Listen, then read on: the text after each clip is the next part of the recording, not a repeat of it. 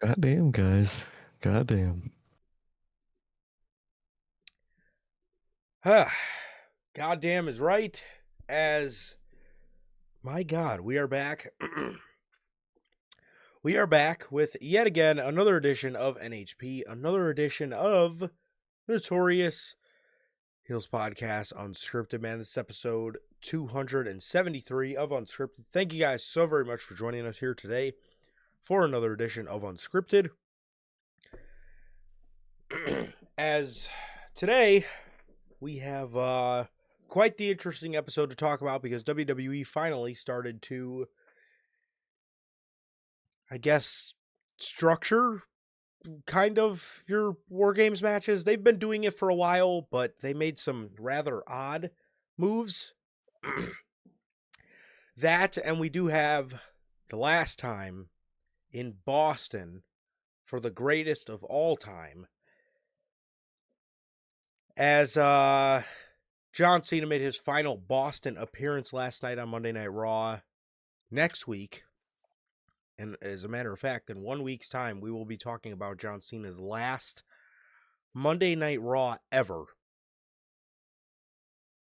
Yikes. So that's going to be interesting. That is definitely going to be interesting, man. But how's everybody doing? Thank you guys so very much for joining us here today for another edition of Unscripted. Again, this is episode 273. If this is your first time watching, guys, do not know how the show works.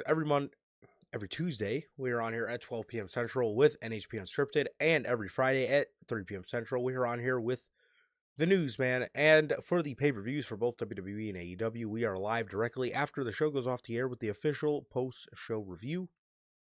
And if you guys did miss, if you guys, no, my bad. Why am I thinking it's Full Gear? I'm used to us having a fucking pay-per-view every weekend. I apologize. It's not Full Gear weekend. But yes, we are live directly after the pay-per-views for both WWE and AEW for the post-show review, man. So if you guys did miss this past Friday's edition of the news, you guys can now find that on all platforms. That is Spotify, Apple Podcasts, and if you want to see it first, join us right here live Fridays at 3 p.m. Central with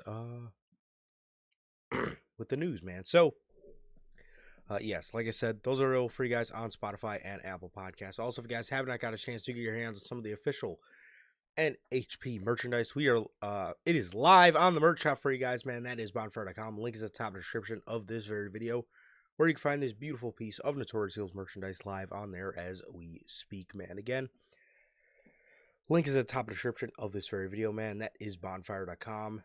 And with that being said, if this is your first time watching and you guys do not know who we are here at NHP, I am Johnny, one half of the host of this very show. And as for the other half, we got my man Sir K here.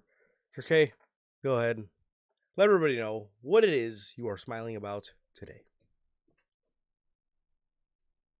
Cena, he did it.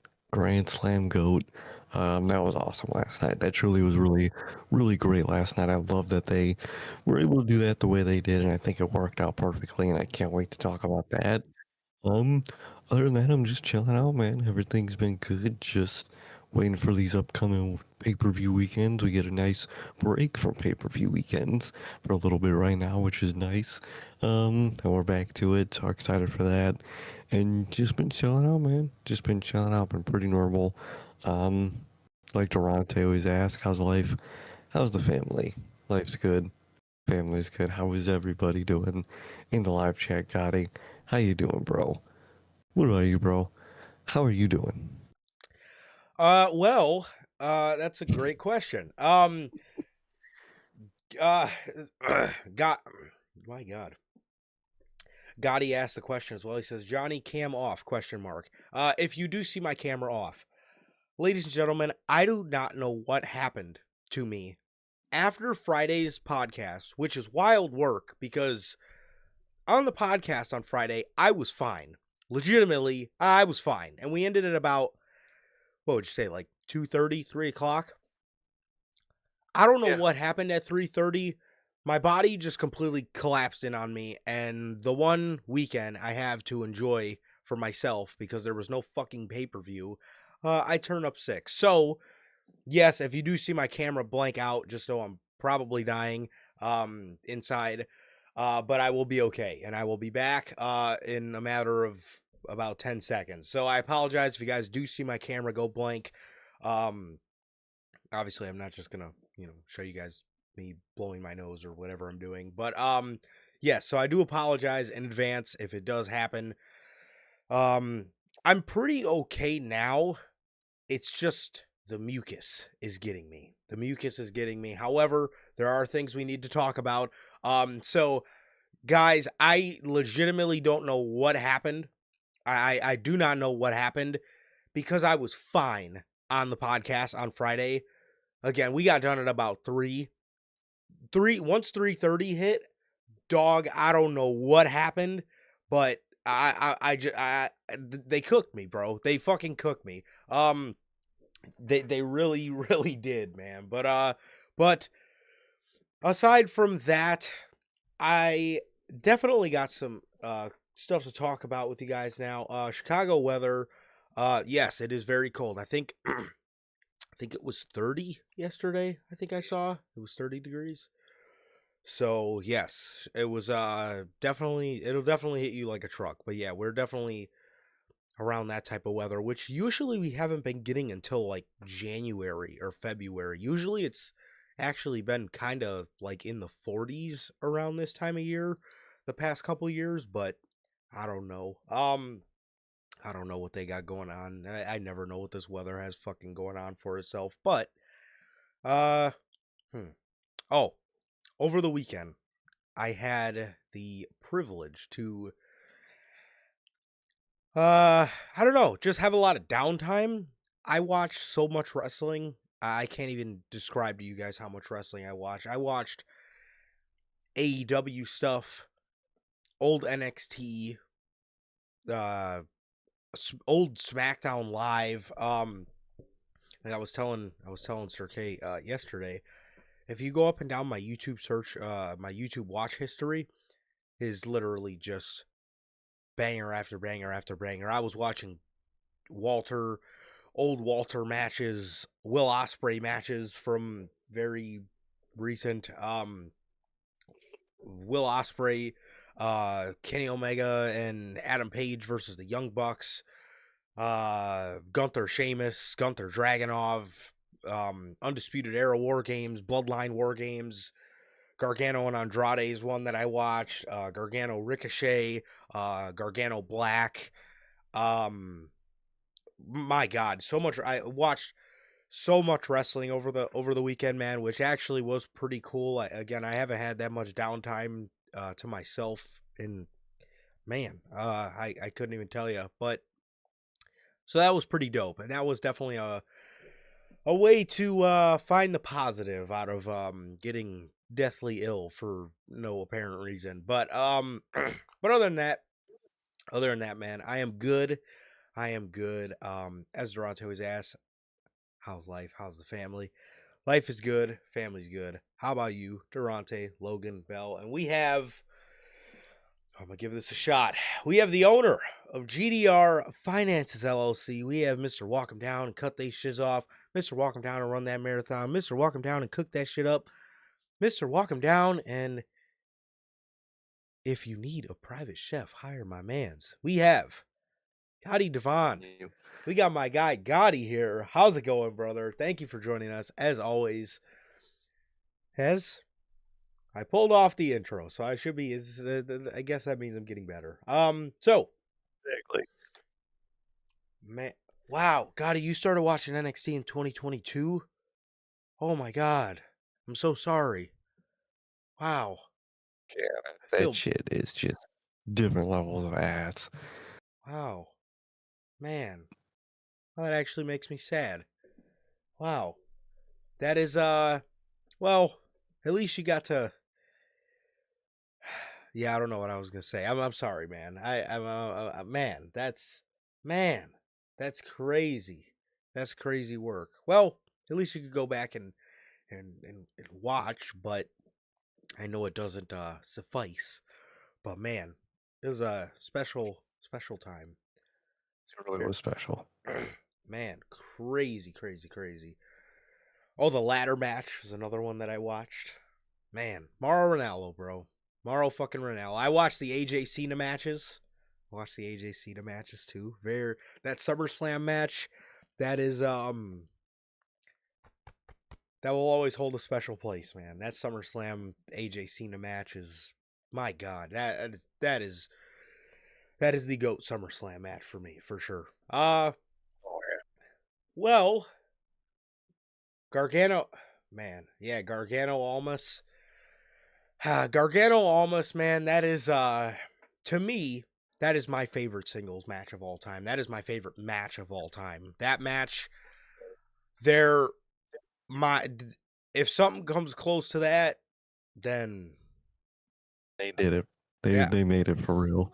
they really did, man. Because nothing, especially like in the moment, live, that feeling, I've never felt that level of heartbreak watching a match, and it was perfect that they broke my heart. I'll give it to you, Paul. It was perfect that you broke my heart. But Paul, we ain't done with you. We're gonna come back to Paul in this episode because Paul decided to well Spotlight. yeah, triple spotlight, man. Paul decided to be Paul last night on Monday Night Raw. Paul Dana White Levesque. So also, guys, I may sound like shit, but I feel great. You want to know why I feel great? It's okay. You want to know why I feel great? I know why you feel great. Do you want to know why I feel great? Is that I have just received word that the Dallas Mavericks have caught and compromised to a permanent end Nico Harrison. okay? So, Sir K is a basketball wizard, but I'm going to put it into other context for Sir K. Nico Harrison is the guy that is responsible for the Luka Doncic trade, and he is a fired man. He is out of a job. So, Nico, go fuck yourself. Please. Never, never, ever, ever, unless it's for an organization that I don't like, never be a GM ever again. Please go somewhere. Really? My my voice doesn't sound well, thank you, Gotti. Gotti says my voice doesn't sound too different on stream. Well, thank you, brother. And yes, Nico Harrison is a fired man. He is out of a job 9 months after he fucking traded a 26-year-old all-star stud who's one of the best players in the fucking league. And he's absolutely lighting it up on the Los Angeles Lakers, which I'm very happy for Luka, man. I obviously would have loved for Luka to stay on my Mavs, bro, but at the end of the day, he didn't ask to leave, so you can't be mad at him. He was actually done dirty. And these fucks done traded for Anthony Davis, who's a who I mean, his nickname is Street Clothes. He's injured so much. I mean, come on, bro. What do we do? What are we doing? What the fuck are we doing, man? So Nico is out of a job. Thank fucking God. And apparently their owner was seated courtside telling a fan that the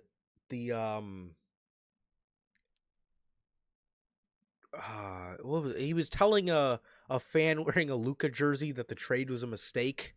Yeah, you idiot. You didn't fucking think that before. He brought you to the finals and you fucking traded him the next year. What the fuck? Anthony Day to Davis. Yes, literally. That's no hate on AD. He's a Chicago guy. I like AD, but yo, what the fuck are we doing? The Lakers done stole a megastar from you for Anthony Davis. What the fuck? My God. God damn. Nico Harrison. You know, I think he's the goofball that fucking cost Nike Steph Curry too, because he called him Steve Curry. I think that's him. Steve Curry. I'm pretty sure that's him. What a fucking goofball, man. Get the fuck out of here. He's an idiot. He's an absolute idiot. I swear I hope he never works in basketball ever again. So, got the good news today. I was very happy to hear that. I was very happy to hear that he was out of a fucking job. Thank God. Hopefully you're waiting in the EBT line tomorrow morning. He won't be, but hopefully he is. So, yes, Nico's gone, and good luck to whatever idiot organization picks him up next. So, if anybody. All right, guys. Oh, God.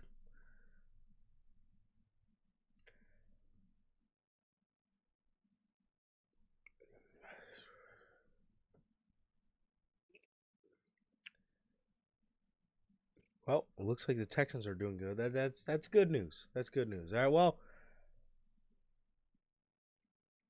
I was gonna say I feel like yes, your Rockets are doing very good as well. Your Rockets are doing very good. I seen Sengun absolutely try to sham god Giannis, which was absolutely hilarious to watch, but he actually pulled it off. So,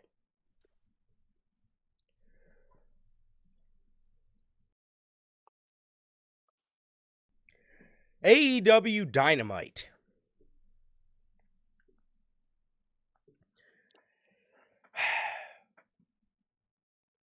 You know, yeah, Sengun is a monster. Sengun's a monster for sure. Well, speaking of Houston, AEW Dynamite from the Bayou something center in Houston, Texas.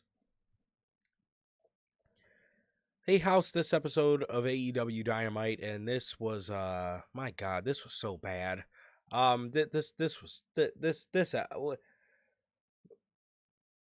What man, you know, Tony, what are you doing, man? What are you actually doing? I mean, this what was this episode of Dynamite, bro? I mean, there is hardly anything, and I mean anything good that happened on this episode of Dynamite. Anything. Like, you didn't like Dynamite? That shit was great. Really? What happened? It always shit. Shit. We'll get to it. We'll get to what Oh, happened. okay. Okay. Right. Yeah, we will get to it. He's right, man. He's right. So the show opens up with the ops heckling Tony Schiavone because they believe that he had something to do with Hangman dressing as him last week. They then surround Tony Schiavone for an Adam Page save. He would then be saved by, or Hook and Eddie Kingston would also come out to make the save to set up the main event for the night's show as the Ops defending the trios titles against Hangman, Hook, and Eddie Kingston. The hell? What? Oh, it's that, dude. Just put Hook with the fucking op, dude. What is this? What is this Eddie Kingston teaming with shit? No one wants to see that shit, dude. It is so lame and garbage. I don't want to see that shit. You might as well. You honestly might as well have just kept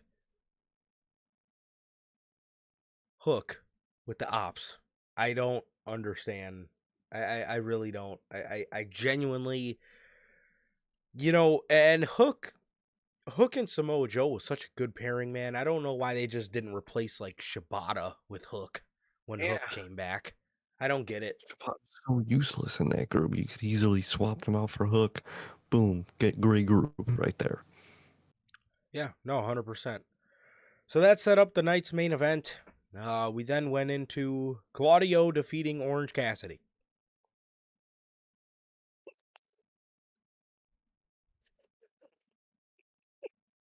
Man, it just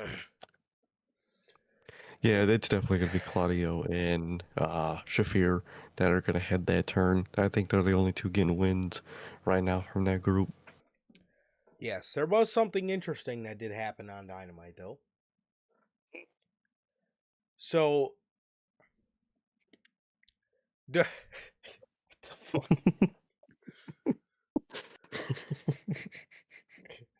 Well, I was wondering if you've seen it too. Gotti, were they good at least? Were they good? Are they good?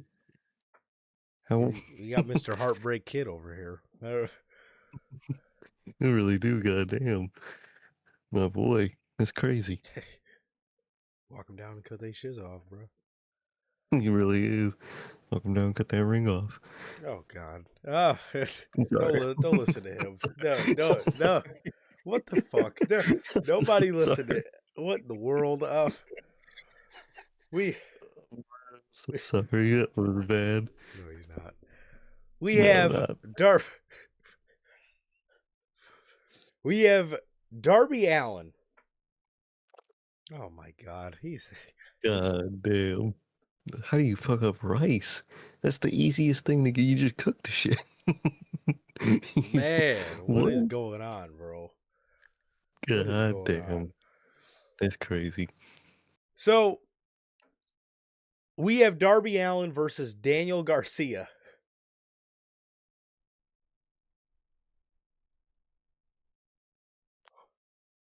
Oh, Jesus. Darby Allin versus Daniel Garcia. So this match ended with Darby Allin putting in the Scorpion Deathlock on Garcia. Garcia tapped out. to the Scorpion Deathlock. And what I loved about this the most was commentary actually did their due diligence for once in their fucking life. And they actually explained and they played into the reason Daniel Garcia is tapping is because their leader, John Moxley, is leading by example. And he's showing his group to give up, which I actually love.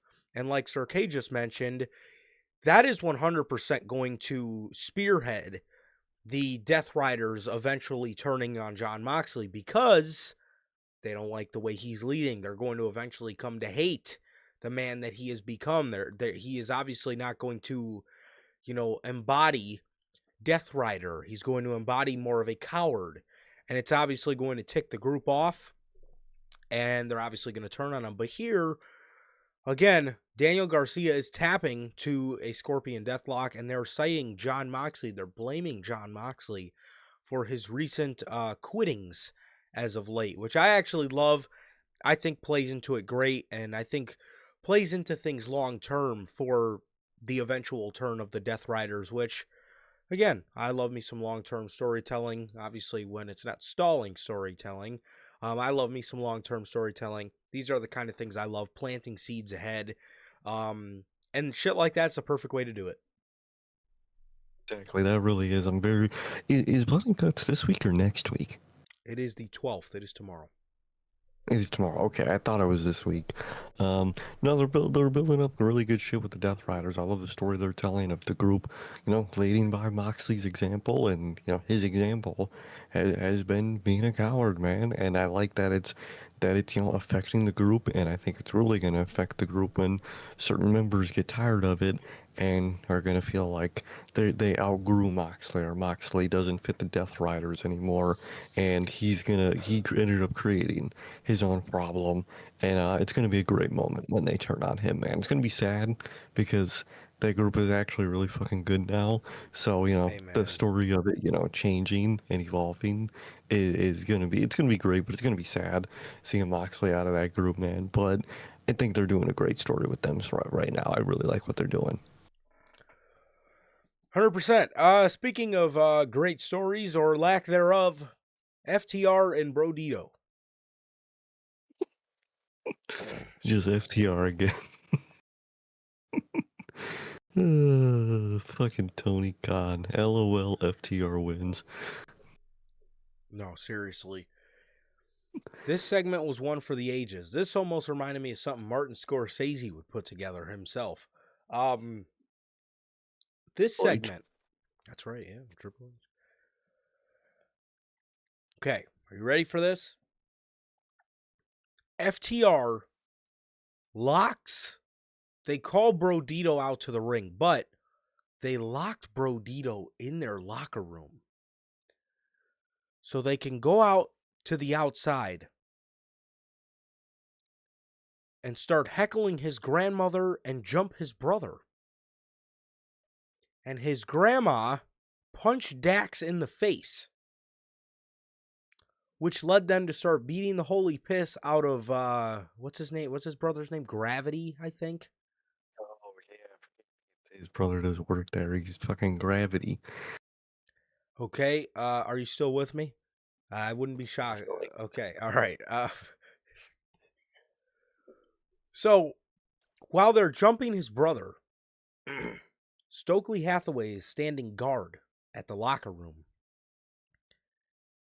And Brody King punches a hole through the wall and opens the door himself so they can come save his brother Gravity after his grandmother punched Dax Harwood in the face. What in the blue hell is going on in this tag division? Dog, what are you doing here, dude? What in the You're Tom and having, Jerry segment is that? dude. That is the most Vince segment I've ever seen in my life, dude. That is some shit Vince would do, especially with FTR. He loved FTR doing random dumb shit like beating people's families up or fucking getting caught fucking rubbing each other down in the shower or whatever the fuck they were doing, whatever the fuck that Uzi segment was. Shit was horrible. That shit is horrible, man. And that like it's some level, level shit, dude. And this is what you're delegating your tag team division to. You got Brodito, a group people actually really like and want to see. Um, Not only are you facing them against FTR, LOL FTR facing them for the tag titles, um, but you're doing stupid segments like this. I get, antagonizing, the baby faces, and if they're there, their families, but like that's just some Vince level of it, and it's really unfortunate to see, man. I really wished, we could see, more interesting people in their tag division facing Brodito. No, 100%. 100%, man. I mean, again, what in the Tom and Jerry segment is that, bro? I mean, again, you have all these tag teams, right? You have Jurassic Express that just got back together. You obviously got the Bucks. You got some variation of the Don Callis family that probably, if you choose the right members, could actually make up for a decent tag team. Whatever happened to the Acclaim getting back together? Does anybody have any like sign of life of those two? Anybody? I would love to know. No clue. Um, I, I don't know. I don't know. But they go with FTR again. LOL, FTR wins, and they are locking Brodito in their locker room so they can bully his grandma and his brother. The fuck? I mean, Kind of lame ass shit, dude. very lame. So that was that. Nobody cares. Willow Nightingale and Harley Cameron defeated Mercedes Moné and Athena in the opening round to the women's tag title tournament. Yes, I know you're rubbing your eye. I'll say it again. Willow Nightingale and Harley Cameron defeated Mercedes and Athena. And guess who took the pin? Not Mercedes. Of course it was Athena, because just a fucking course triple. Oh man, I'm too used to saying that. Tony Khan has no fucking clue what the fuck he's doing with Athena, dude. Just let her off to better pastures at this point. You might as well, bro. I mean, genuinely at this point, man, you actually might as well. Dude, what makes this even worse, Chris Statlander came out to aid Willow and Harley off of a distraction, which is even more of a reason that would justify Mercedes taking a pin, because, she's her opponent at Full Gear is coming out to cost her the match. Again, that's a justifiable reason for Mercedes to take the pin. And they still had Athena take the pin. Why do you insist on booking her like a god in Ring of Honor, but whenever she comes to AEW, she looks like a dork? And then people tell me, oh, well, she's booked great. She's booked great. Really? Really? She's booked great, because every time we see her on AEW, she's booked like a loser. So again, what are you telling the AEW audience? She can make it in Ring of Honor, but can't cut it in the big leagues. That's what it looks like to me.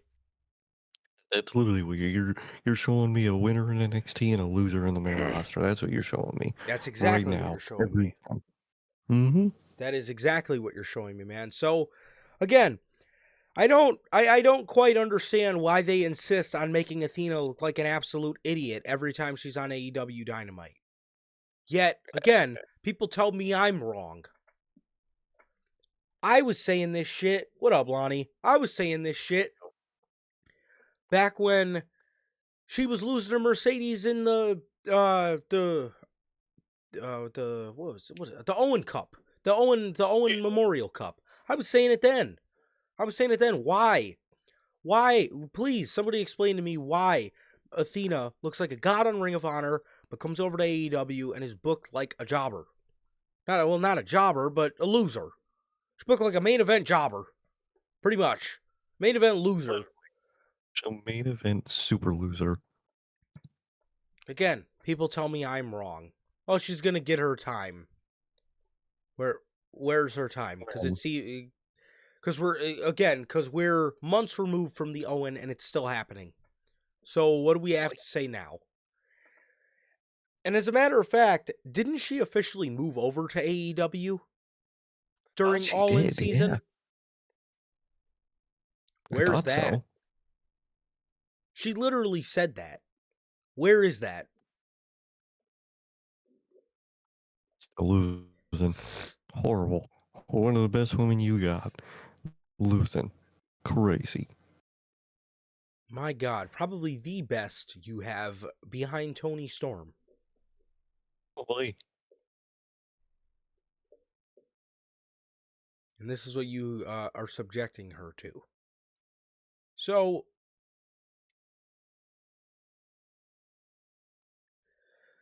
yes, Athena loses off of a Chris Statlander distraction as Willow Nightingale and Harley Cameron advance in the women's tag title tournament.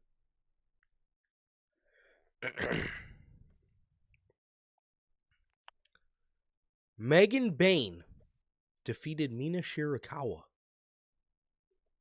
Wow. Compelling. You look entertained. What's on your I'm mind? so entertained right now. Man, Dynamite, you know? I'm just focused on Dynamite. Wow.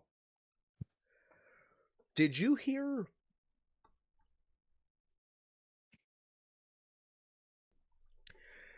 this whole story about Tegan Knox and Megan Bain, or Tegan Knox and like Collision?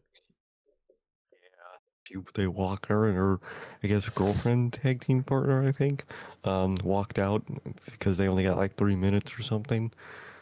Yeah, apparently Tegan Knox and her girlfriend walked out of Collision because uh Tegan wanted Megan Bain to sell for her, but they wanted Megan Bain to look dominant, and they didn't want that.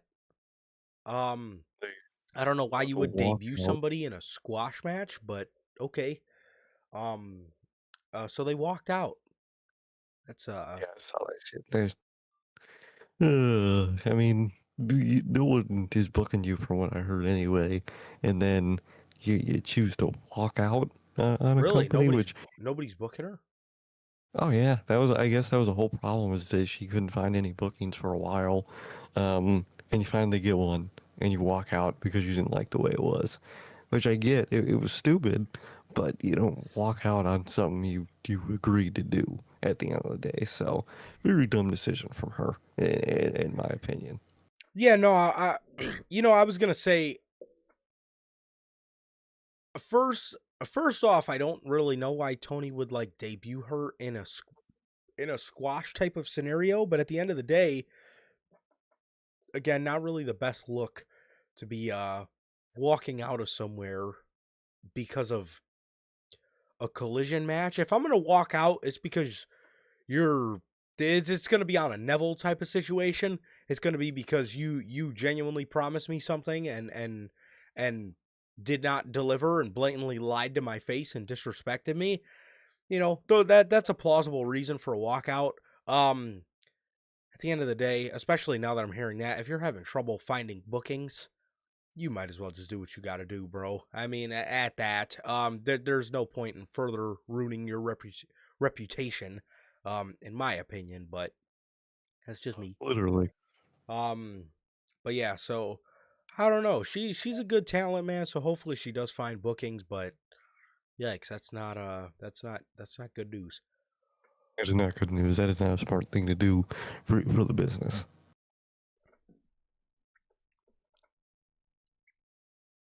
AEW announces a new championship. Oh boy. They announced that there is going to be a casino gauntlet at Full Gear to crown AEW's first national champion. So, remind me again why we got rid of the international title, which, funny enough, Excalibur, Yep. as You he's know, doing this announcement, he says, at full gear, we will crown a inaugural AEW International Champion. you don't think that's gonna happen every week on your show? This is the one time I actually can't blame Excalibur for fucking that up. Because why is there a national champion and you just got rid of the international championship? Why didn't you You just. So, why did you unify the titles? like why? Why on earth did you unify the titles just to bring back one of the titles in the exact same form? It's the exact same thing, just without the inter part of the name. It's so stupid, dude.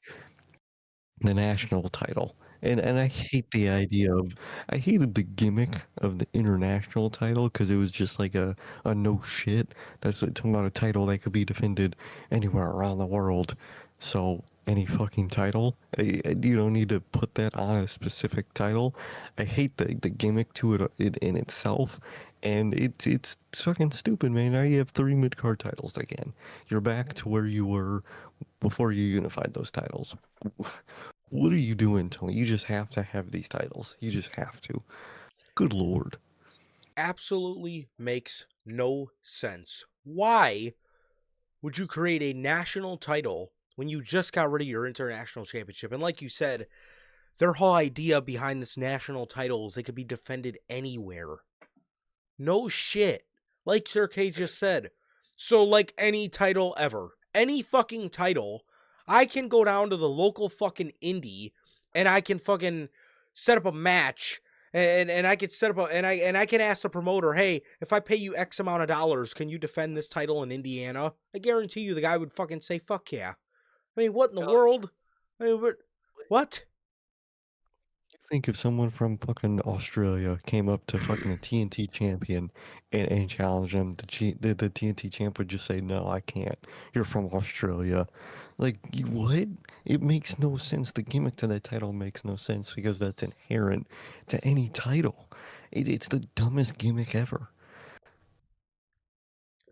I do not understand the whole idea behind this. The only idea I understand is the idea of why the hell did we unify the Continental Championship and the International Championship when a few short months, not even a year later, not even barely even 6 months later, you're Bring it now back. introducing a national title.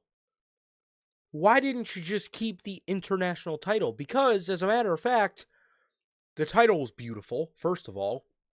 And second of all, it actually had a dope lineage to it.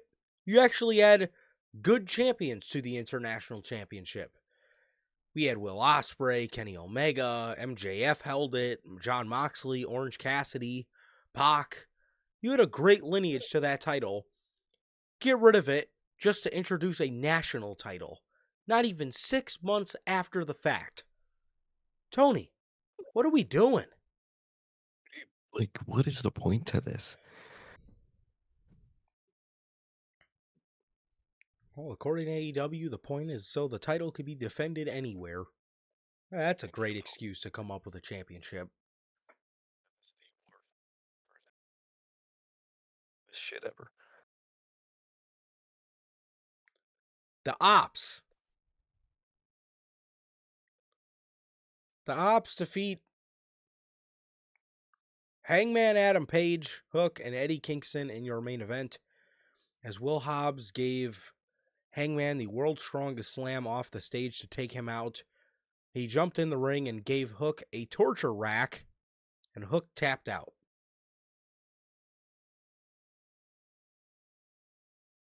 And the Ops retain.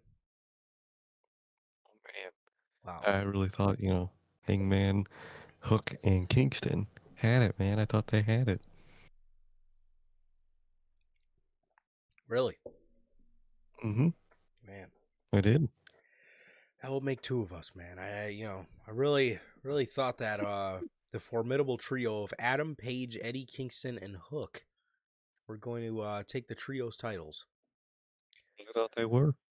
And that was everything on AEW Dynamite, man. Again, this week's AEW Dynamite from Houston. I genuinely feel sorry for anybody that bought tickets to this show. What an absolute shit show that was. That was boring. That was boring as all hell. That was pretty bad, if I do say so Mhm. myself. Extremely boring episode of Dynamite, man. Hopefully, at least we got blood and guts coming up, dude. Thank God. This is true. As that is everything for AEW Dynamite, man. And before we get to SmackDown, we do have an official word from our sponsor here at NHP. W Energy. W is an energy drink loaded with vitamins and nootropics formulated to improve focus without getting the jitters. W is a clean formula that is sugar-free, 0-calorie, free from fillers and artificial colorings with 150 milligrams of caffeine per serving. You can get your W products today with the link below and code NHP at checkout to save yourselves 10% on your next W purchase. Truly, always got to shout out W, whether work, workout, whatever you may need the energy for, whether it's Thanksgiving coming up, Christmas is coming up. You got to get that early Christmas gift. No better than some W, man. It'll keep you awake, keep you energized, and it'll taste good all at the same time. Truly, always got to shout out W. Yes, sir. Yes, sir. And as always, thank you to the great people over at W, the official sponsor of what we do here at Notorious Heels. And with that, we got SmackDown.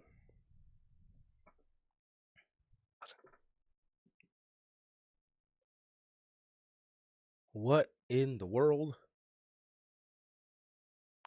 was this? Per usual with SmackDown, but what in the world was this?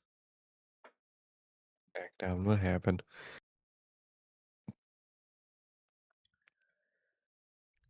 Well, Jade Cargill keeps it short and sweet, like most of her matches should be kept. She says she is the champ because she's that bitch.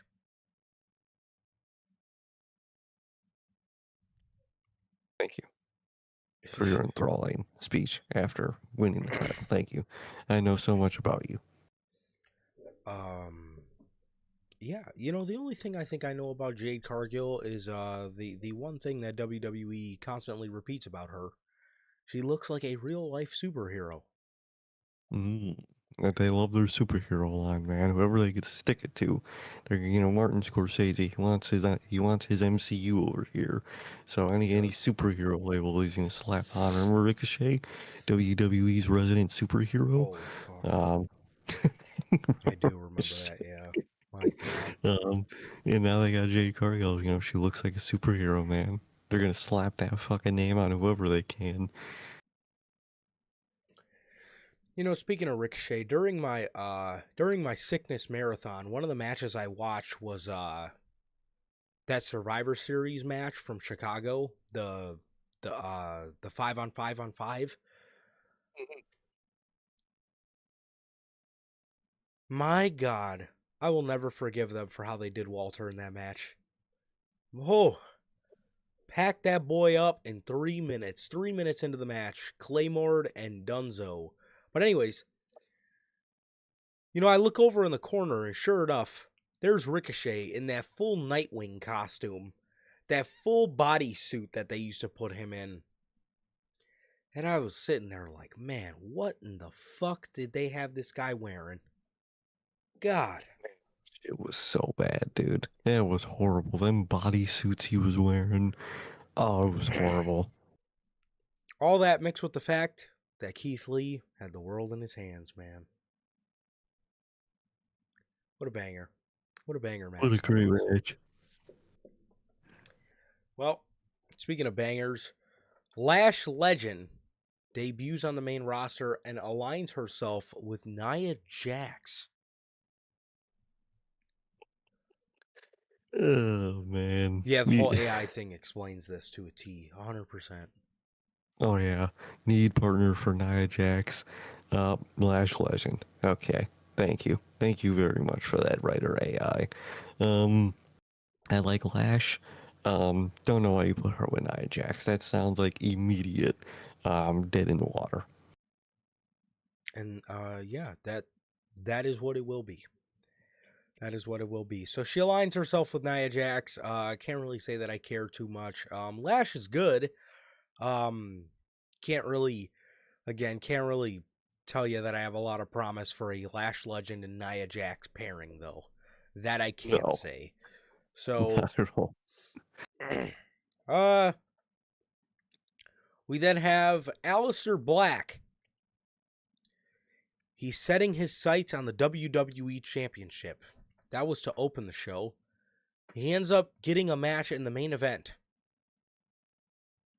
And that match ends because Drew McIntyre kicks a referee and a brawl breaks out with Cody Rhodes, Damian Priest, Aleister Black, and Drew McIntyre. This ultimately ends with Drew McIntyre getting suspended. Which obviously, once we talk about Monday Night Raw, it's definitely not going to stick.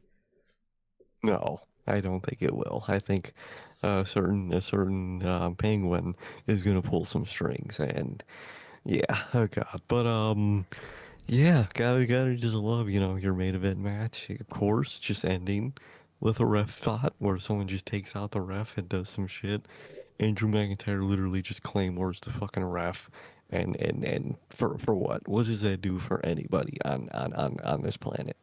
Nothing. Yeah, so much for Aleister Black wanting to set his sights on the WWE title. Martin Scorsese thinks not. Yep, Martin Scorsese says you still got Damian Priest, buddy.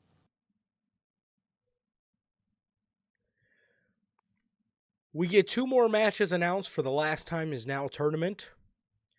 LA Knight, these matches will be happening this Friday on SmackDown. LA Knight versus a mystery man. Any guesses? I think this one might be Hendry. I don't see the solo one. Maybe the solo one could be, but I feel like this one is gonna be Hendry. So you mean to tell me LA Knight is getting packed up in the first round of Joe Henry? I wouldn't doubt it, dude. Look what they did with him I wouldn't last night. either. We'll talk about it. Yeah, I think they're punishing LA Knight for grabbing that sign. I think they are too. I think they are. I was gonna mention that because we didn't see him on Monday Night Raw, in a actual on television segment. Um, yeah, I think they're punishing LA Knight for grabbing that sign. Which, if that's the case, uh, you know, Triple H, I thought a lot more highly of you. I really did. Exactly. I didn't think we would keep it. I didn't think post Vince McMahon under Triple H, we would get people punished for grabbing a fan sign that said something about that we want to see. That's crazy. That's Yeah, insane work. a sign that was true and not even Yeah, false. it was very true. I could see that. I could see Joe Hendry being the guy. Obviously the IWC is going to take this and run with it. According to them, this is going to be Edge. This is going to fucking be Kenny Omega. This is going to be Will Ospreay. This is going to be Hiroshi Tanahashi. You guys know how the IWC works. Um, but yeah, I I could easily see this being a TNA guy, Jeff Hardy, Joe Hendry, something like that. And LA Knight probably will be packed up in the first round of this tournament. I think he will be. I think he will be. I think he's going to get backed up, and I think they're punishing him. I don't think we're going to see him in War Games, and I don't No. think we're really going to see much of him at all for probably the next few weeks to a month or two, just to be punished. And the second one, it was so good I had to save it for last. When you think the last time is now, when you think of, you know, What's a compelling match to put together to see who's going to face John Cena on his last day of work?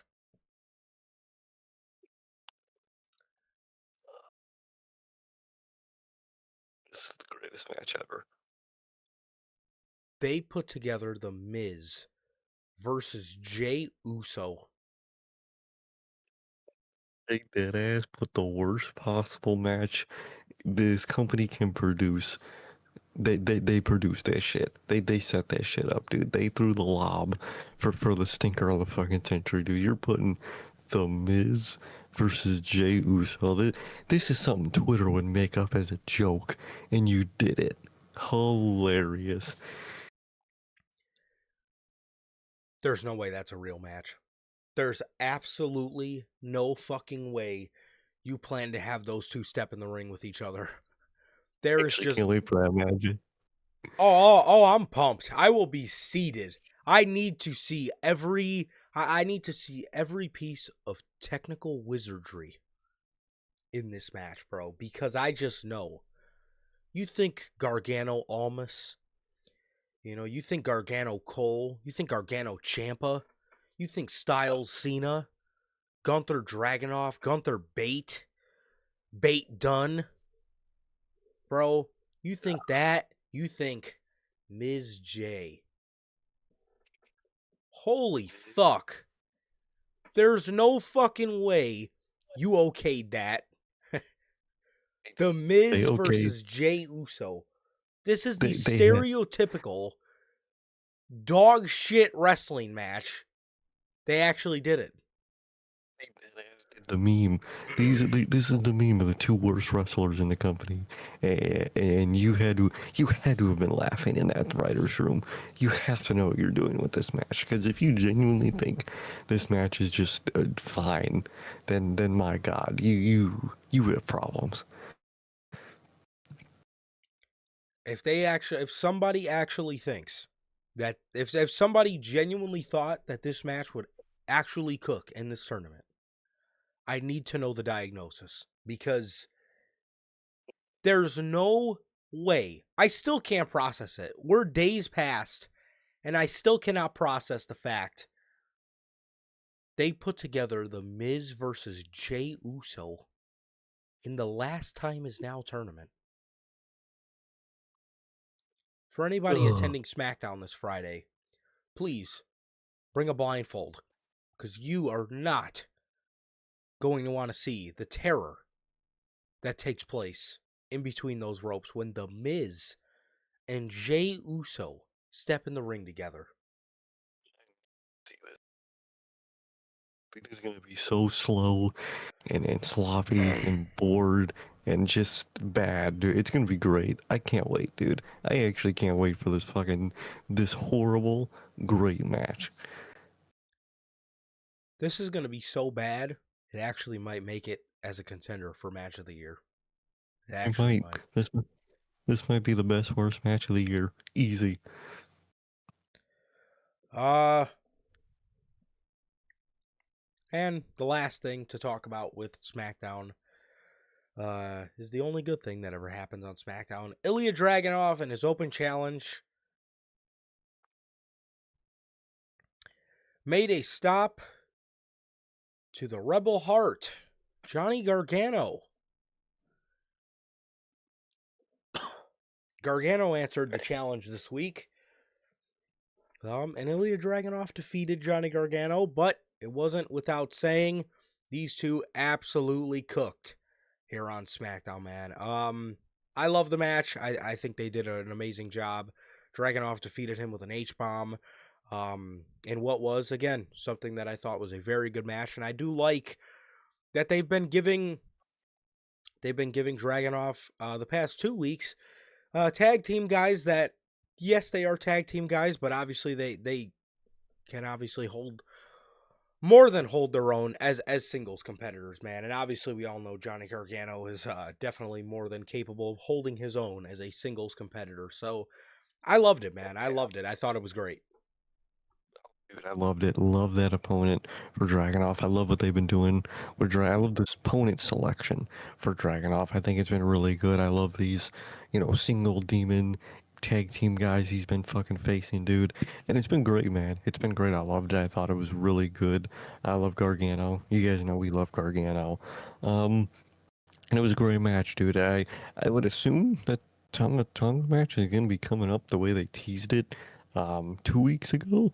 I'm assuming that's gonna be like the next tag guy match, unless Tom isn't gonna be in the tag team for the group, and he actually is gonna be, the singles mid card of the NFTs. So maybe we get that one soon, unless they want to turn that one into like an actual feud. So we'll see how that goes. But other than that, this open challenge has been going great. I've really liked the opponent selection so far for Dragunov, and I wonder who's next, man. Very curious to see who's next. For sure. For sure, man. So that is everything we got for SmackDown. Yeah.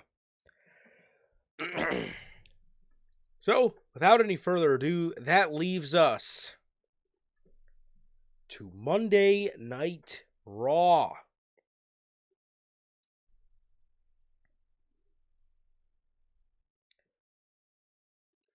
This episode of Raw took place from the TD Garden in Boston, Massachusetts.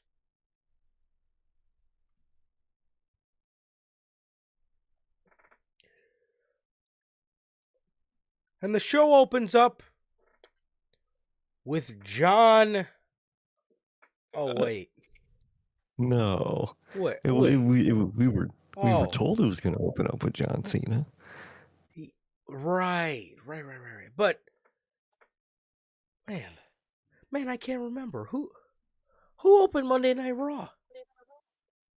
Man, it was the man that hates the spotlight. He hates, being the center of attention, man. It was Triple Spotlight himself. Oh, Martin Scorsese. Scorsese, Martin, that guy. Wait, so you mean to tell me he opened up the show on John Cena's last show in Boston? Yeah, he took the spotlight, man. John Cena could have easily just came out there, started the show off hot by hitting his entrance. But you got fucking Martin Scorsese just standing in the middle of the ring, ready to fucking chop it up and talk about fucking nonsense. Well, let's talk about what Martin Scorsese was out here to say. Let's see what Triple Spotlight was out here to say. This dude is out here yapping about how people in today's generation don't agree on much. He says, especially when it comes to this business, everyone has an opinion. Yeah, Triple H. That's kind of how opinions work. A life worth it, dumbass. Fucking everyone's got an opinion on something. I got an opinion on the food I eat every day. The fuck are you talking about, man? Talking about everyone has an opinion. You wanna know my opinion on you? You don't. Wow. Fucking Triple H. He says fans, talent, media, people in the back, people running the business, they all have opinions on who the GOAT is. He says you can measure it a million different ways. In the ring, charisma, ability to tear somebody up on the microphone, PR, box office attraction. The truth is they're all subjective, but I have the unique ability to see it from all sides. Did you come out here to fucking tell us that nobody's opinion is valid except for yours? Is it? Literally, that's all. He went out there to say, y'all talk that shit, but me, I've been a wrestler and I've been a booker, so I know more than anybody ever, and my opinion is the one that matters. Talking about the booker has an opinion. Yeah, motherfucker, I know you do. You don't like LA Knight. That's your opinion. Fucking baldy. He's got a lot of opinions that I don't fucking agree with. No. He says he says he has the unique ability to see it from all sides, from a fan's perspective. Talent. Well, clearly you can't see anything from your fans' perspective the way you've been booking shit this year. Literally. from a talent's perspective, from a performer's perspective, a businessman, a promoter, I think tonight might be one of those nights where everyone agrees on one thing. He says, when I break it down from every category and every side, there's only one person at the top of that list that was a box office attraction, that left everything in this ring every single night for 20 years. There's one person that was ruthless on this microphone, one person who did it all with a smile on his face because he lived this business. He wanted to see it elevated at a higher point, at the highest point possible. One person is without a doubt the single greatest asset this business has ever seen. For me, he is the greatest of all time. It is my honor to bring out for you all, come to your feet for your hometown hero, John Cena. And then we get the music, and then we get the pop for the last real champion, the greatest of all time, the never seen 17, the Grand Slam GOAT, John Cena. Cena comes out, man, for the last time in Boston. Man. Crazy work. It was beautiful. It was insane. Awesome. It was a Great nuts entrance. reaction. Nuts reaction. So, Cena comes out, says, man, what an introduction. Martin Scorsese. He says, what a night we have here. He says, ever since I announced my retirement tour, the question I got asked most was, who would you like to face? But through it all, there was only one question I wanted to hear. And that is, what is my goal during this exercise? What is my goal? He says, my goal is to leave this business better than I found it and do my damnedest to try to pay back all the opportunities that I was given. He says, I'm super excited about tonight. The Last Time Is Now tournament starts, and WWE superstars will showcase their skills to earn an opportunity to retire John Cena. He says, they're going to have to bring it because I'm not going down without a fight. But I'm here to announce that, he says, I'm here to announce that the Saturday night's main event show that I will retire on is going to be used to give people a chance to shine, to showcase their skills. He says it will be main roster superstars hosting exhibition matches against the brightest NXT has to offer for the future of this business. So, without your interest, and what we cease to exist here on December 13th, it is about closing one chapter and paving ahead another. And that is what I want for this farewell tour. He says,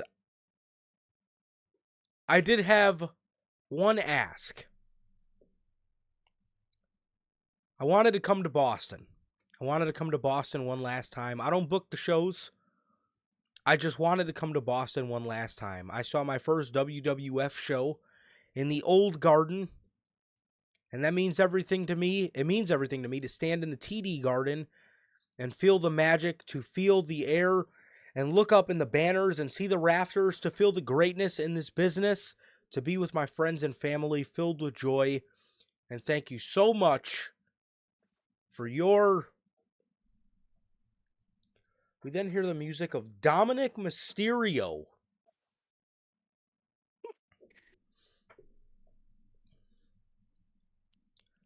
Bro, this part where Dominic was little broing Triple H, I was rolling. I was absolutely rolling. That was some of the funniest shit I've ever seen in my life. Bro literally got in his face asking what he's going to do about his problem. That shit is fucking hilarious. I love that. Thank you, Dom. Thank you for that. He comes out, he starts speaking in Spanish. He says, I see you're talking about the future. He's in Triple H's face, and Triple H is standing there with his arms crossed, just looking down. He's like, I see you're talking about the future, but I need to know, what are you gonna do about what happened to me last week? And fucking Martin Scorsese's just sitting there like an idiot with his arms crossed, just shaking his head. He says, a deadbeat interrupted my celebration last week, and that doesn't happen to me. I interrupt old men's celebrations, so I don't care what you got going on here because it's not as important as me. I died seeing him in Triple H's face, asking him, because that begs the question. Yeah, Paul, what the fuck are you gonna do? What are you gonna do, Paul? Huh? Plug this shit in AI.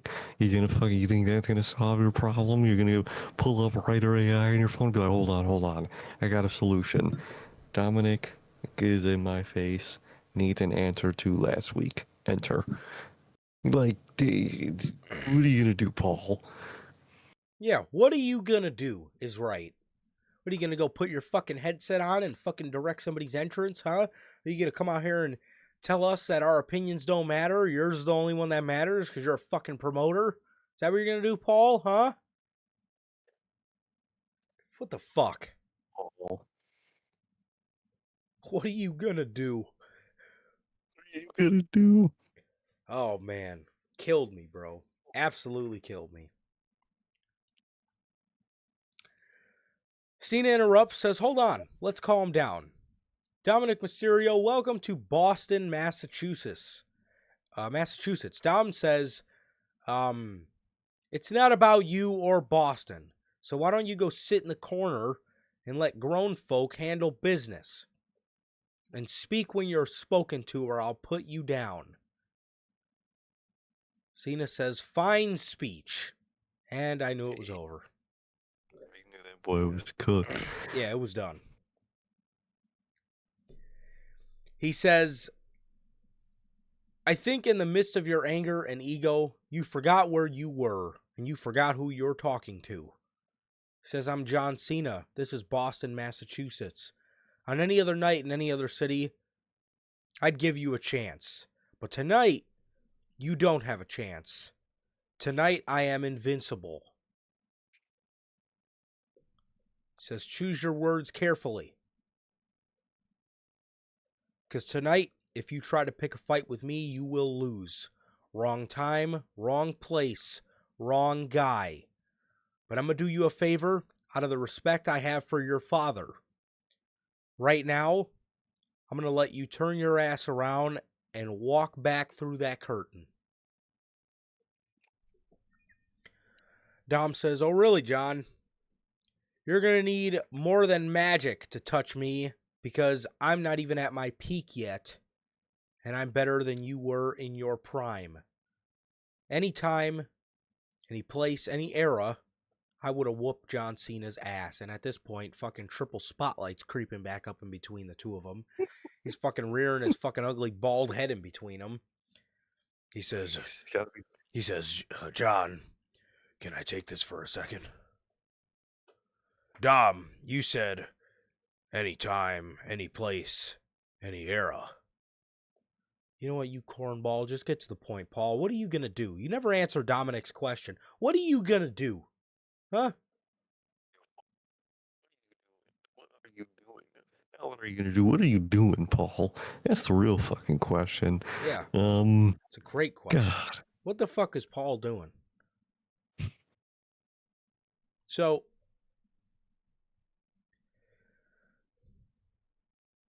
he says, it seems like a pretty damn good era. No. As a matter of fact, Paul, you got us in the ruthless depression right now. Literally. You like what? This is not a good era right now. This is a pretty boring and repetitive era. Bro, Gotti. Oh Triple my H god. standing in the ring with the Triple H suck sign behind him. Dude, You just holy fuck. The Triple H bake sessions that have just been going. going on Twitter are some of the greatest things that have ever been created, bro. We had to Man's get in got on no this. shame. We have to. It's literally the funniest thing ever. So he says, uh, it seems like a pretty damn good era. No, it's not. We're not in 2022 anymore, Paul. Seems like a pretty damn good place. And it seems like one hell of a time. If it's okay with you, Dominic, you will defend your Intercontinental Championship right here, right now, against the one and only John Cena. Get me a referee. Let's go to work. Yeah, Paul, let's fucking go to work. Where you been at, as a matter of fucking fact, Paul? Why ain't you been at work? You got all this paid time off accumulated. You ain't got no time left, Paul. Access denied. You've been using so much of it, you don't got no time left, Paul. So how about this? Why don't you go to work, Paul? You close that fucking Writer AI app, grab out a pen and paper, and let's get to work, Paul. What are you doing? Talking about let's get to work. Hell, Yeah, get to work. What the fuck? let's go to work. Yeah, let's go to Fucking work, Paul. Paul. God, what a fraud. Oh, dude. Cena and Dom. Cena and Dom, man, they put on a pretty good match. John Cena did the Eddie Guerrero chair spot where, well, Dominic tried it, threw the chair at Cena, laid down. Cena threw the Cena threw the chair on the ground and then laid down. And as the referee was trying to figure out who hit who with the chair, he winked at Dominic Mysterio, which got Dom pissed. He started flailing the chair around, acting like he was going to hit Cena with it. Pretty much just, again, making him look guilty.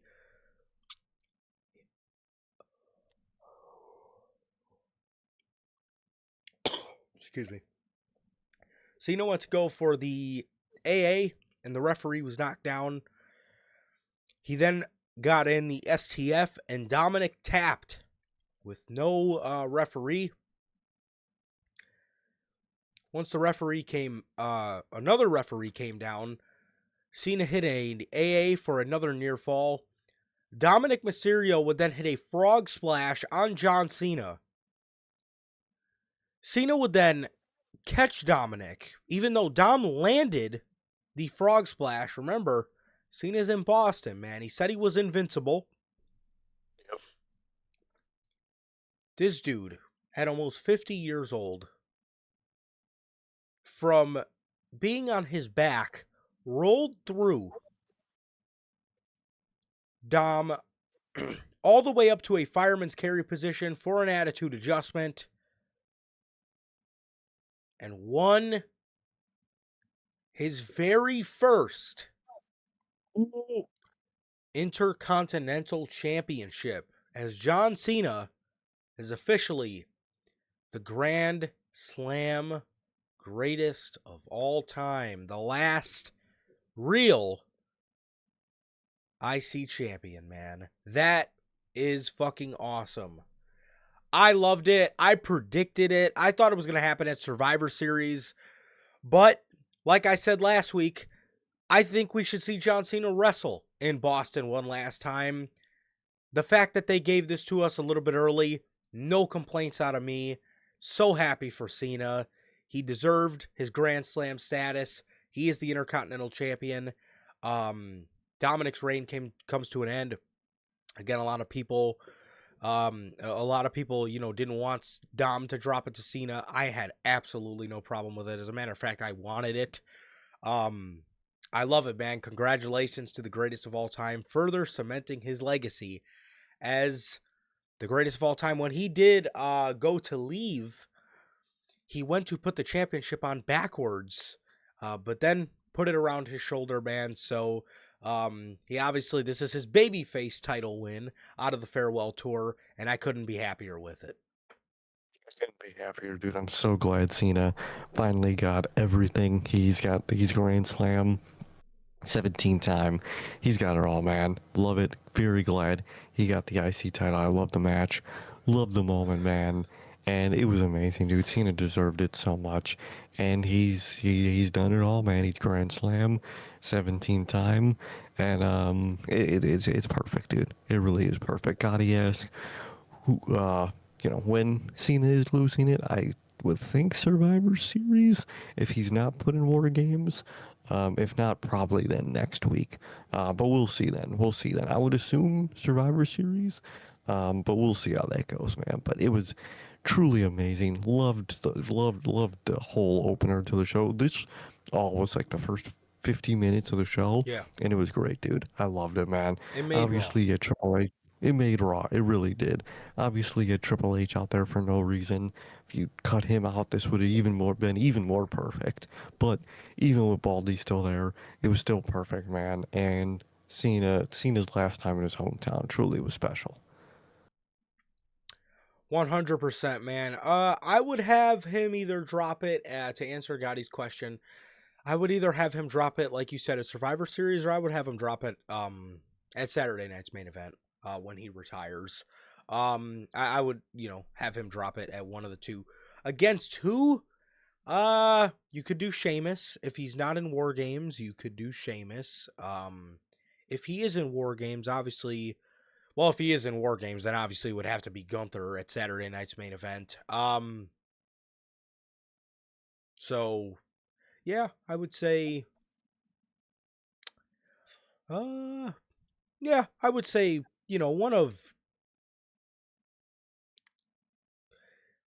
one of those two. If he isn't in War Games, I would probably say maybe Sheamus at Survivor Series, and if he is in War Games, Gunther at Saturday night's main event. So that's what I'm going with. Oh Um, yeah. so yeah, this was the open. The like Sir K said, the whole first 50 minutes to an hour of the show was all John Cena. Very similar to how we got it in Chicago. Um, no complaints, no complaints from me at all. I loved it, man. I really did. I had a blast watching it. I had a blast watching the crowd absolutely go bonkers for this man. Afterwards, he grabbed the microphone and he said, "Thank you, Boston. And because of you all, the champ is here." Damn. Goated. And next week at MSG, the last Raw is now. Yikes. Last Raw is now. That's sad. That sucks, man. How would I feel about Cena retiring with the Intercontinental title? Um, I personally, Hate it. I would love it. Personally, but you already know how John is. He's gonna want to drop that to somebody and have somebody. He's gonna want to have somebody absolutely demolish him on his last match. You already know. 1000%. I wouldn't be opposed to it though. The Garden really should hang a John Cena banner. They were talking about it on commentary. They should 100% hang a John Cena banner in that fucking arena. They should. They should. As should all State Arena for CM Punk on the day of his eventual retirement.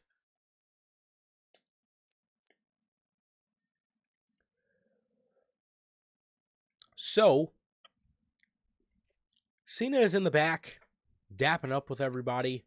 He's getting a round of applause. He's dapping up with Nakamura, Charlotte, Alexa Bliss. He's dapping everybody up. He eventually makes his way over to Rey Mysterio. Rey says, "Man, he needed that ass whooping." I Cena love your Ray voice, dude. Cena It's so says perfect. Cena says he's a good kid. I just hope he got the message. He then walks a couple feet and he sees this fucking Chad. He sees this absolute goofball standing there. Or no, I'm not talking about Martin Scorsese. You know, I'm surprised Triple H wasn't standing next to Cody Rhodes, because John Cena walks into Cody Rhodes. Cody actually got some mixed reactions standing next to John Cena. Which, if you noticed, when Cody came out earlier in the night, it was all cheers. But standing next to the GOAT, it'll really show you that there's levels to this, okay? Hold a candle. No, he cannot. So, you have real John Cena and knockoff John Cena standing here. And Cody, he says, last time in the TD Garden, he says, I wouldn't miss tonight for anything. Shakes his hand. Cena says, class act, champ. If I was Cena, I would have said something like, get the fuck out of my face, you Chad. Go back to your bus. What are you doing? Literally. Why are you Back to your here? tour bus. Fucking This is my show. I came to Raw to get away from you. literally. And you get this Boy Scout following me over here for no apparent reason. So, that was that. I love the segment. I thought it was great. It did remind me of that segment of Rey Mysterio, like dapping everybody up after he won the WWE Championship, and then Cena was back there to dap him up the night that he slimed him out in the main event, which was dirty. But it definitely did remind me of that segment, man. But overall, I loved it. Again, Sheamus was one of the guys he was back there hugging and dapping up. Sheamus is another guy who needs the IC title to beat Grand Slam. So, we'll see what we got going on there, bro. But I don't know. But overall, as for the segment, I loved it. It was obviously very wholesome to see everybody congratulating John Cena. And it was also, she wasn't in the segment, but it was also very cool to see the pictures that Becky Lynch posted with the two of them as the IC champions, man. It was very, very cool, very wholesome, beautiful, amazing night. I'm so happy for everybody in the crowd in Boston, because we felt that same way during SmackDown. It was truly an hours full of John Cena promo and match, and it was just a beautiful night. It was an amazing way to celebrate his final time in Chicago, as it was an amazing way for them to celebrate his final time in Boston. Really was. First hour, that first 50 minutes were so great, dude. Loved every second of it. You know, Triple H was there, which was okay. But Cena was just, it was such a great moment, dude. Great moment hearing him talk in Boston one last time, wrestle in Boston one last time, and finally win the IC title. It was perfect. Loved the little backstage thing afterwards. Thought that was great. Very fun callback to the Ray moment where Ray was just getting fucking bottles fucking opening on him. Walks up to Cena and it just cuts to him getting fucking buried. Fucking love that video. It's fucking hilarious. Classic, dude. Call back to that. And then you had the Chad there at the end, kind of just killing the vibe. But other than that, great moment. Great opener for Raw. And Cena's last time in his hometown was great, man. It truly was amazing. It was. So, Rusev defeats Damian Priest in the last time is now tournament. Paul, what are you going to do? Honestly, Paul, what are you going to do? Why am I seeing Damian fucking Priest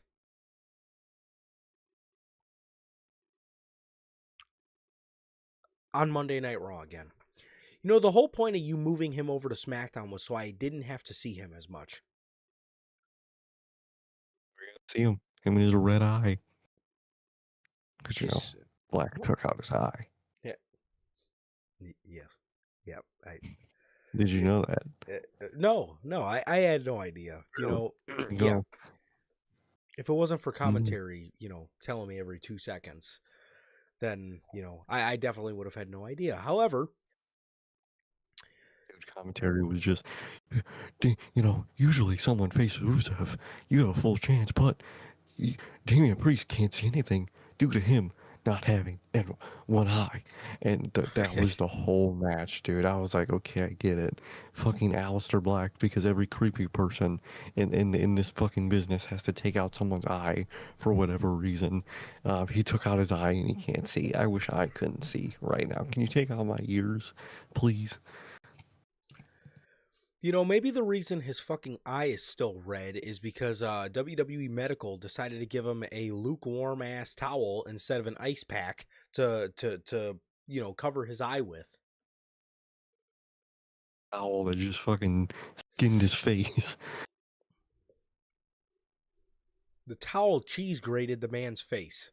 No wonder why his eye is still red. Well, Rusev, he raked the eyes of Damian Priest, or the hurt eye, I guess, the whatever left eye it was.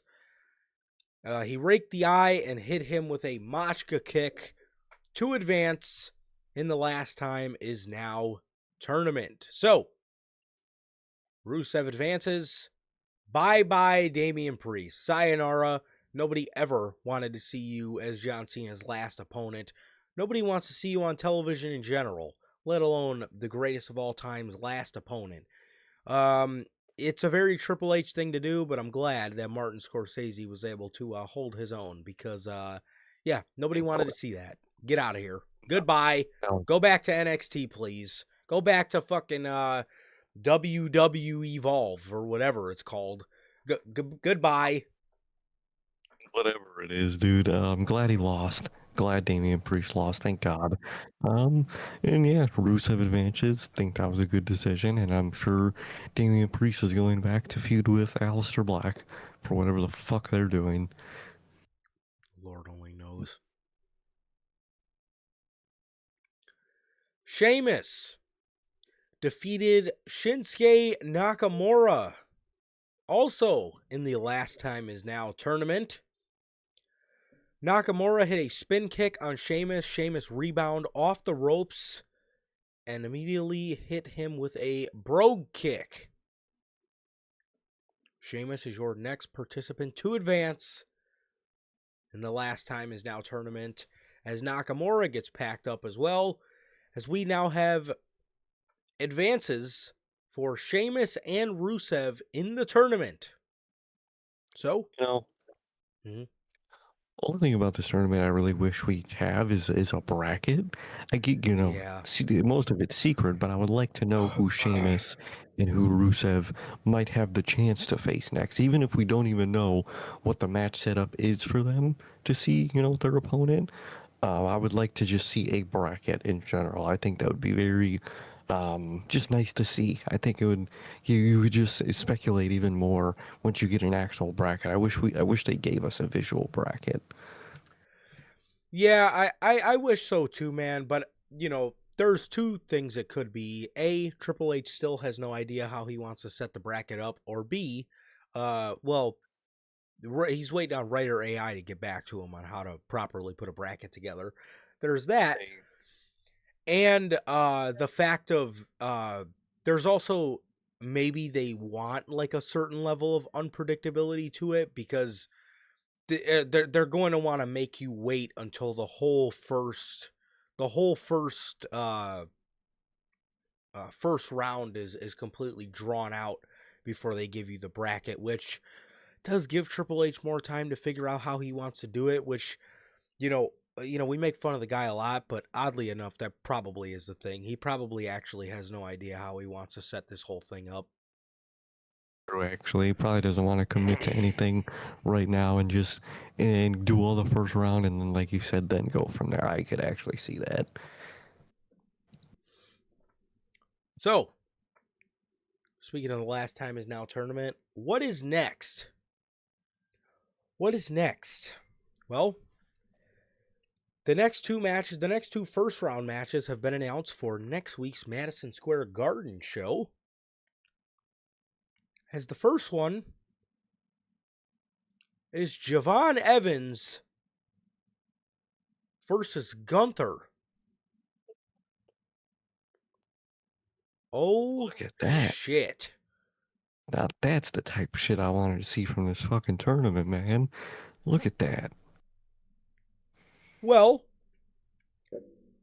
Javon Evans is getting packed up in the first round. However, It's remember gonna be what Cena great. said. The whole show is going to be main roster versus NXT people. Javon Evans will have a spot on that show. I can guarantee it. 1000%, man. I'm excited, dude. This match, I'm actually very excited. Obviously, Gunther is going to obliterate this man, but it's gonna be a great match in the fashion, dude. That man, oh, when he hits his springboard cutter into a fucking chop, oh, that shit's gonna be cinema, dude. True fucking Baldy's Yes, it always is. talking about that is gonna be cinema, dude. I can't wait for that. Indeed. And the next match announced is Solo Sikoa versus a mystery opponent. So Solo Sikoa and LA Knight are both being tasked with mystery people. Who do you think Solo's mystery guy is going to be? Um, I Fatu? haven't. I was thinking maybe Fatu if they returned Fatu there, but I would have think he would have. Oh, I would think if Fatu comes back, I would think he would be put in war games, because they have the time then at that point to put him in war games. So maybe he loses that due to like Drew or something, and then joins the babyface team. Because spoiler for later in the night, I feel like Drew is gonna end up joining the heel team Yes. for war games. So yeah, maybe it is Fatu, and then he ends up joining the men's babyface war games team. I think it might be Fatu then, because he's got the solo ties, obviously, fucking brother. So I could actually see that a lot. Yeah, I could see that. Hmm. I don't know who else to miss, because I feel like one of the mysteries is going to be a TNA guy, probably Joe Hendry. Maybe it's going to be another TNA guy, and this is where Jeff is, but I don't know. Yeah, I feel like out of TNA we'll probably see Jeff and Joe. One of these mystery guys, if it's not Chris Jericho, I could very much see it being somebody like Obafemi. Mm. That is true. I could see a guy like Obafemi taking that spot um as one of these mystery opponents. But yeah, I mean, I don't know. I'm kind of lost for this one. I'm kind of lost as to who you could put against Solo Sikoa. If anything, this spot might be Joe Hendry's because Joe is a babyface and Solo is a heel. If anything, LA Knight might get Obafemi and get absolutely dog walked. Um, so there is a possibility of that too, but That is true. I don't know, man. I don't know. So yeah, but Solo is facing a mystery man, and Javon Evans is facing Gunther next week in the Last Time Is Now tournament, man. So two very interesting matches for next week's Madison Square Garden show. As we have AJ Styles and Dragon Lee.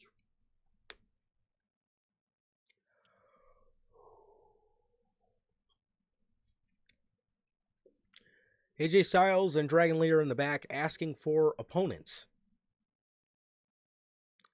Adam Pearce says he'll make it happen. They then stand there trying to come up with a tag team name. Right. I didn't they do that last week where they just asked him for opponents and he said he's gonna figure it out? Yes. What are you figuring out, dude? Just fucking just make the match. You make Night of Champions. You just made an IC title match right there. Well, Triple H did, but still, you get my fucking point. You do it all the time. What are you talking about? I gotta make things happen. Just make it happen. The fuck?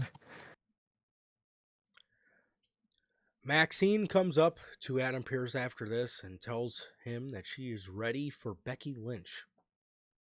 Adam Pearce makes the match for next week in the Garden. Becky then attacks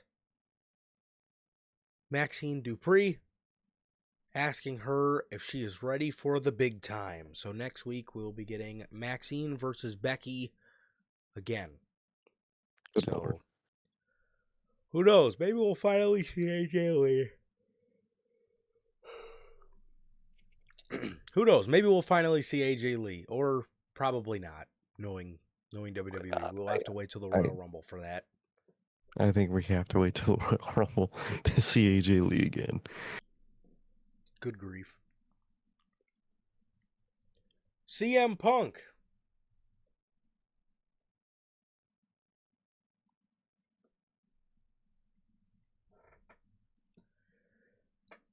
CM Punk comes out.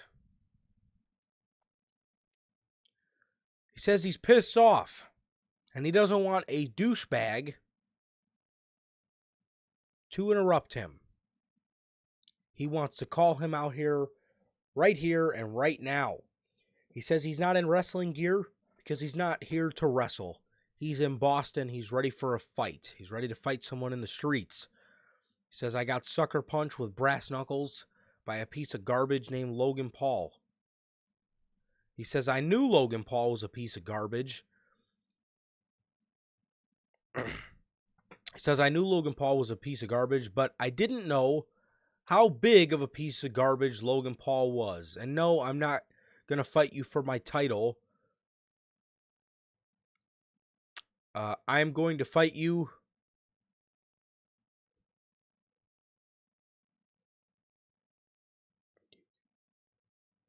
Oh, my bad. He says, I'm going to fight you because you have eyes on my belt. He says, get your broccoli-headed. Whoa. Okay, hold on. Okay, my bad. He says he's not going to fight him for his championship. He's going to fight him because he has eyes on his belt. He says he's going to put his boot on his broccoli-headed millennial neck.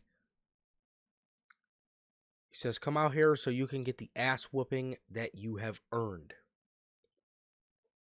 Logan Paul comes out. He asks CM Punk why he's so mad.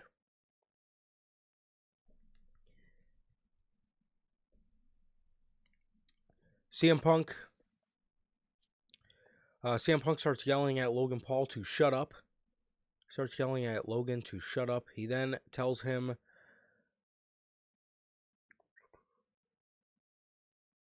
Logan then tells him, you got the wrong person. He says, you're trying to fight me, and I've been punched by the greatest boxer of all time. He says but that pales in comparison to getting flattened by Bronson Reed last week. He says, you heard them. If you don't conform to their vision, you're going to get cracked every week. I don't think they said all that, bruh.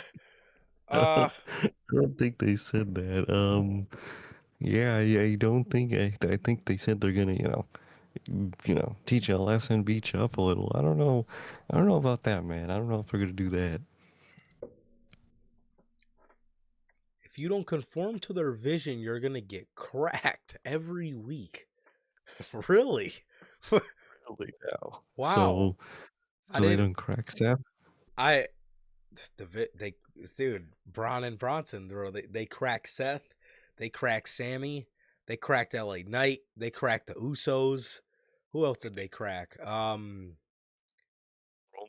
Or they cracked Roman Reigns. Man.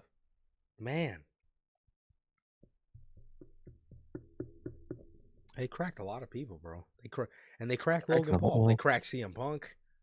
They did crack Logan Paul. They did crack Cena. They were cracking everybody on the roster, They man. literally cracked the whole roster, bro. They're for the roster. Yeah, they are. He says, after that tsunami, my eyes have been opened to an all new vision. He thought that shit was so hard, bro. That shit was so ass. Get out of here, bro. Why is Logan Paul in the vision? Well, and what is that line? My eyes have been opened to an all new vision. I wish I had a blindfold. That's the state I wish my vision was in after I seen Logan Paul basically get added to the vision. And what is he talking about? You're gonna get cracked. Cracked. I don't Even think a he whole knows what that spiel means. about it. Like and that's the worst part. I think he caught himself with the first time said it, and then he went on like a whole like 2 minute joke about it, about like, oh, everyone's getting cracked. This is every week. So it's like, dude, I get it. I get I get the joke, but you suck. This is lame as hell. And dude, he really thought that shit was fire with that all new vision line. He looked in the camera. He had the camera like kind of get close up to him when Yes, he said bro. that line. He thought that shit was fire. He thought that shit was, man, get the fuck out of here, bro. Get the fuck out of here with that shit, bro. That shit was ass. I'm sorry. That So no, ass. nobody wants to see you in the vision, dog. The vision, you being in the vision makes no sense for the vision. That Literally. doesn't make any sense. I don't know, man. But Logan Paul's tired of getting cracked, so instead of, you know, getting cracked, he decided to start doing the cracking, I guess. Yeah. Paul Heyman and the Bronze come out as they form beside Logan Paul's, one of the worst visuals I've ever seen. Horrible. Atrocious. This is your heel team for war games, and this is their walkout. They I look like a bunch of maintenance guys walking around, dude. oh my dude, legit, bro. Paul Heyman, kill me. Paul Heyman Literally. says, "Stop me if you've heard this before, but you're Can't the stop. most." Dude, drop the mic, leave. I've heard everything you've said before. You're gonna say you're a horrible person, you betrayed me, and all that fucking shit every time. Stop, just stop. Well, he had some new jabs in here, man. I really think you're gonna like this. I So didn't. he says, "Stop me if you've heard this before, but you're the most unlikable human being I've ever met in my entire life." Well, I think CM Punk heard that from the Elite, but that's a little subjective. Okay, we can't count them. Um, We all survived 2022 and 2023 for CM Punk. Trust me, I've heard this a billion times before. he says you are friendless, and Mm-hmm. it's not because your friends betray you; it's because you betray your friendships. Wow. Take it from your former best friend, me. Paul Heyman goes to yap about CM Punk and blah blah blah blah blah, and then he hits him with this line. He says, "The only person more unlikable than you is AJ Lee." What? It's just, oh my god, that's just a tough line, man. He said his wife's name. Oh my god. AJ That was Lee. horrible. Everybody has nothing but good things to say about AJ Lee. She's actually one of the most revered and loved uh talents in the business. That was the Dude, cheapest fucking heat I've ever seen in my life. dude, cheap heat like a motherfucker. What the fuck was it?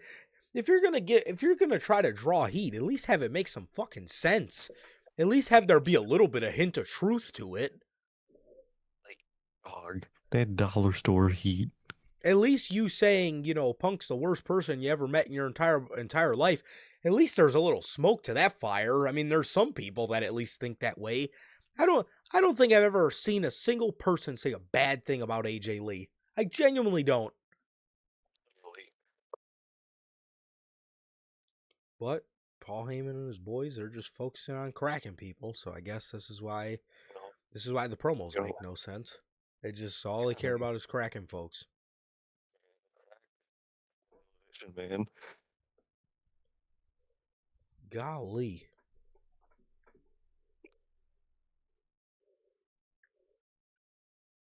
Punk says if she was here right now, she would leave all four of you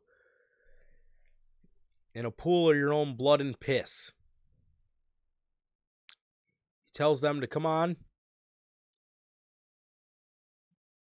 I'll fight all five of you. And that counts two of you, Heyman. Damn. Heyman fat joke. No way. So,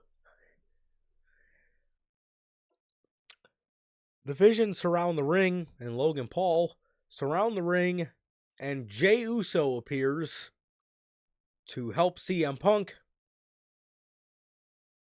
And then Cody Rhodes' music hits. And he runs in and stands with the baby faces. And a brawl breaks out between the six of them. And it ends with the baby faces getting the upper hand. Why is Cody out? Why? This dude. Why is Cody out there? Literally, besides, the generic, we have to get all our big names in war games. Why on earth is Cody Rhodes here doing this? Makes no fucking sense, dude. Makes no sense. Does not align at all to what he's doing. And it's going to get even worse with this war games build, man.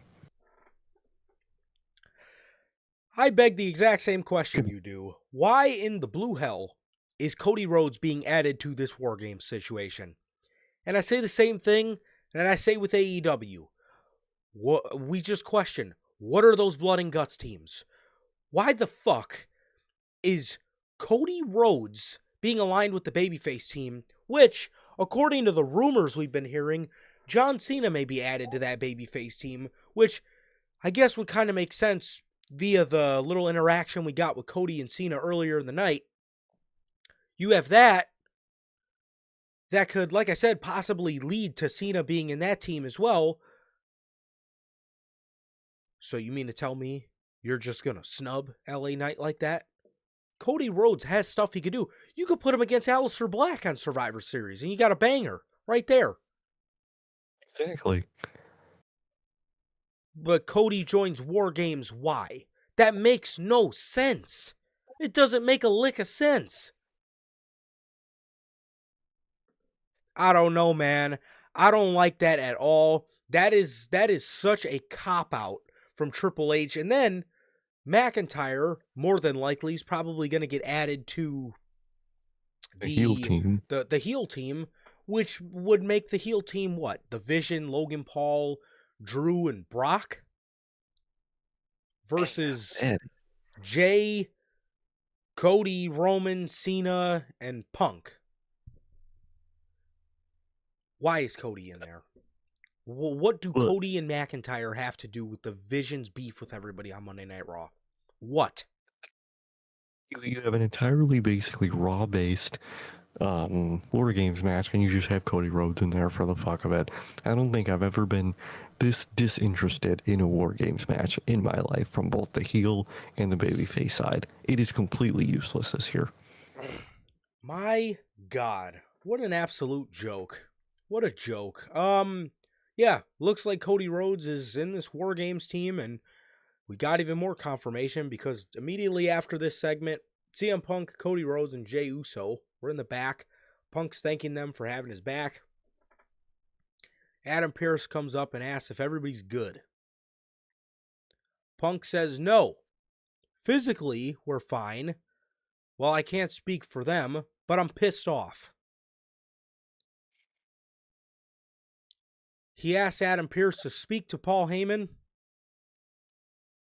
and make sure Paul Heyman's got himself a team. Adam Pearce says, "Are you saying what I think you're saying?" Punk then yells, "Regal!" As this was actually another really dope part of the night. William Regal, NXT General Manager William Regal, walks up and he yells the famous War Games. Oh yeah. As CM Punk smiles as Cody's on the team, bro. This fucking Boy Scout made his way on the War Games team to make me dislike him even more. What is that? Dude, he is hitting all the fucking checkpoints of dislike him. Um, he really is. I love the Regal spot. The little Regal thing was really fucking cool. But like I said, I don't think I've ever been this disinterested in a War Games match in my life. I don't care about a lick of the babyface team. I don't care about a lick of the heel team. You really should have not done War Games this year. You really shouldn't have. No, not at all. You really, really, really should not have, man. And this goes to show why. Because we're adding Cody Rhodes to a equation that could have been solved without him because you have LA Knight. Gotta punish him, man. He held up a sign. My God. Stephanie Vacher. Stephanie Vacher defeated Raquel Rodriguez for the Women's Championship. Stephanie hit a devil's kiss into her corkscrew moonsault to pick up the victory on Raquel, as Roxanne jumped in the ring after the match to attack Stephanie and Nikki Bella. Roxanne then ended up getting whooped and then thrown out of the ring as Nikki Bella. Oh my God. I shed a lot of tears last night. I sat here crying last night because thinking about, why Nikki, why? Sir K? Yeah, why is she on TV? No. Why Nikki, why? How could Nikki Bella turn on Stephanie Vacher, man? She, in the words of Logan Paul, she cracked her with the championship. Nikki Bella cracks Stephanie Vacher with the championship as Nikki Bella turns heel. Like I said, after hitting Stephanie Vacher with the championship and then holding it up. Don't tell me you're going to put this on Survivor Series. They are going to 100%. Either that or these two women are going to somehow be put into the Women's War Games match for the fuck of it. If they're putting Cody in the men's, I wouldn't doubt if they put these two in the women's. I was going to say, at this point, all bets are off. Anybody can join these matches. This shit don't make sense anyway, so you might as well. People, literally at this point, both companies just treat War Games as, oh, these baby faces are feuding with these heels. All the faces team up, all the heels team up. Boom, War Games. Boom, blood and guts. That's all it fucking is, dude. It's all War Games have been delegated to. They really need to take a break with this shit. But that was the weakest fucking heel turn I've ever seen in my life. That shit was so weak. Can she just beat Nikki and get this shit over with? Why is Nikki on television? Why is she a mainstay on Raw? What is this? She like get off TV, please. I'm sorry. Sorry to all the Nikki Bella fans, but I don't want her on television. Yeah, no, that makes two of us, man. This is absolute. This is what you, out of your talented ass roster, this is what you got for Stephanie Vacher, Nikki Bella. Nice going, Paul. Nice fucking going. Yeah, this heel turn, man. I mean, it is what it is. I don't really know who asked for it. I honestly just can't wait for Stephanie to be done with this. I mean, I don't know how much I care to see a Nikki Bella and Stephanie Vacher feud. So, yeah. I mean, it's just going to be more of Nikki Bella out there claiming that she, paved the road for and, gave All the this women shit. everything they have today. Mm-hmm. Like, Wonderful. Stop the cap, please. Seriously. So that was that. We get a Nikki Bella heel turn, which definitely killed the vibe on the night a little bit for sure. And then in the main event, the Kabuki Warriors defeated Charlotte Flair and Alexa Bliss for the Women's Tag Team Championships, man. Charlotte had the figure 8 locked in, and Lash and Nia came out and broke it up.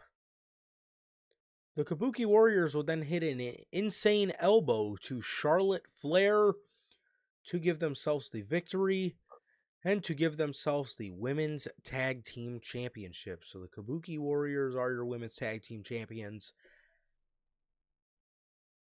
as they knock off Charlotte Flair and Alexa Bliss.